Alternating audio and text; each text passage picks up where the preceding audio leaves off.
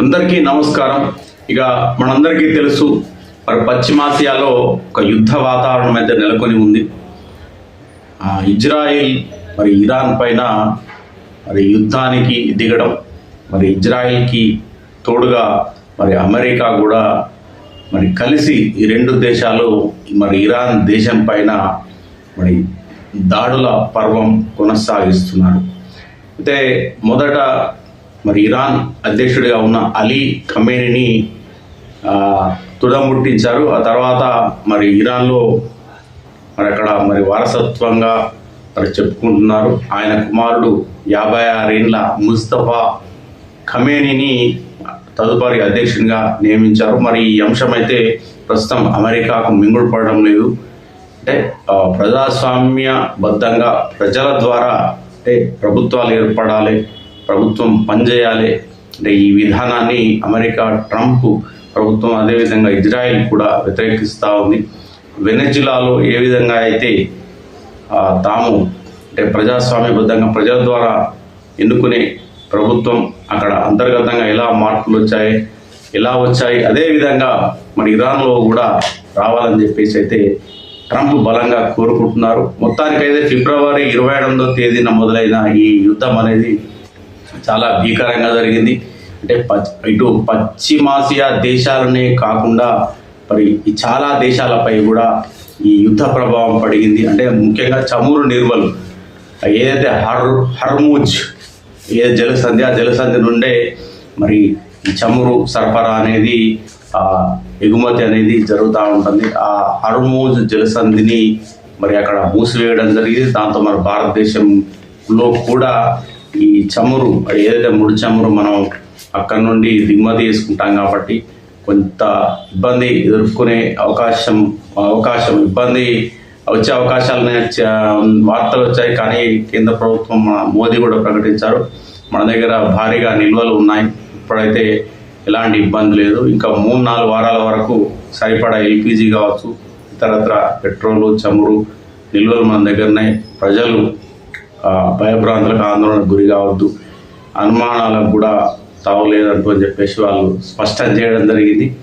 ఇక అమెరికాలో జరుగుతున్న ఏదైతే మరి ఈ పశ్చిమాసియా యుద్ధం అంటే అమెరికా అదేవిధంగా ఇజ్రాయిల్ మరి రెండు దేశాలు కలిసి మరి ఇరాన్ పైన విరుచుకు పడ్డాయి. మరి దీంతో ట్రంప్ కూడా ప్రకటన చేయడం జరిగింది. నిన్న ఆయన విలేకరుల సమావేశంలో కూడా మరి ఆయన సంచలన ప్రకటన చేశారు. ఇక యుద్ధం ముగిసిపోయింది,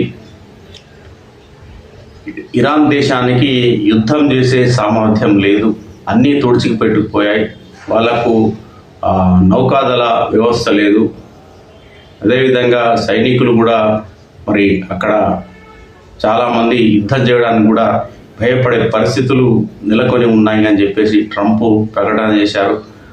అదేవిధంగా మామూలు యుద్ధం చేయాలంటే చాలా అవసరం, చాలా వ్యవస్థలు అనేవి ఎంతో బలోపేతంగా ఉంటే కానీ యుద్ధం చేయలేని పరిస్థితులు ఉంటాయి.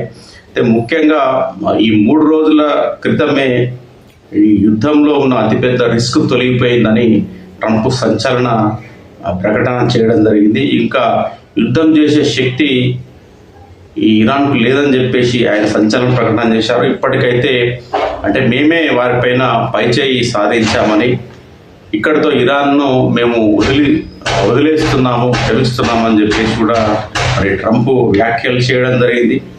ఇరాన్కు ఇప్పటి వరకు సరైన నాయకుడు లేడు, అంతా అయిపోయిందని ట్రంప్ సంచలన వ్యాఖ్యలు కూడా చేశారు. ఇరాన్కు రాడార్ అదేవిధంగా టెలికమ్యూనికేషన్ వ్యవస్థ కూడా లేదు, అన్నింటినీ మొత్తం నిర్వీర్యం చేశామని ట్రంప్ ప్రకటించారు. మొత్తం అన్నింటినీ తుడిచిపెట్టేశామని చెప్పేసి కూడా మరి ట్రంప్ నేను విలేకరుల సమావేశంలో ప్రకటన అయితే ఇవ్వడం జరిగింది.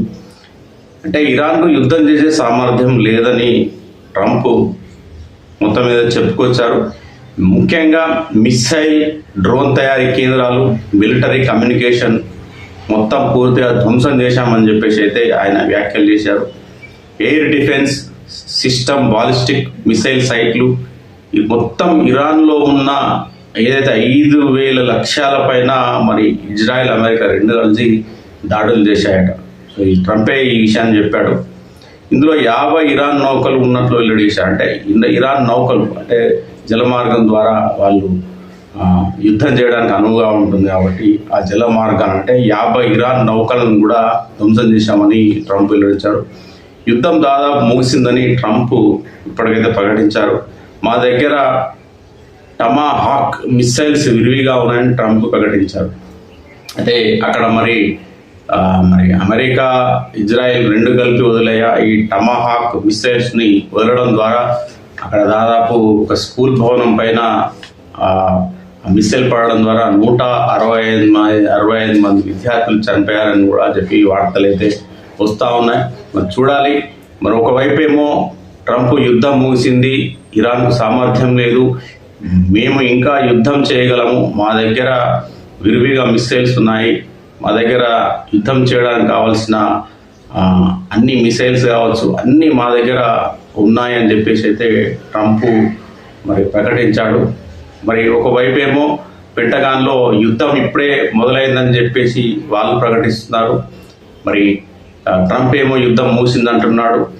అంటే ఈ విధంగా మరి అమెరికాలో ఒక రాజకీయ చర్చ అయితే మొదలైపోయింది. చూడాలి అంటే ఈ యుద్ధం ముగుస్తుందా లేదంటే మరికొంతకాలం యుద్ధం జరిగే అవకాశం ఉందా. మొత్తానికైతే యుద్ధం అనేది ప్రపంచవ్యాప్తంగా చర్చనీయాంశమైంది. ఎందుకంటే యుద్ధం ఇలానే కొనసాగితే అంటే ఇండియా కాదు చాలా దేశాలపైన ప్రభావం పడుతుంది. ఎగుమతులు దిగుమతులు కావచ్చు, చమురు నిల్వలు కావచ్చు, ఎంతోమంది ఉపాధి కోసం వివిధ దేశాల్లో పశ్చిమాసియా దేశాల్లో కావచ్చు, అమెరికాలో కావచ్చు, ఇజ్రాయెల్లో కావచ్చు అక్కడ స్థిరపడి ఉద్యోగాలు చేస్తూ ఉంటారు. కాబట్టి వాళ్ళు అక్కడ ఉండాలా లేదంటే మళ్ళీ వారి దేశాలకు రావాలా.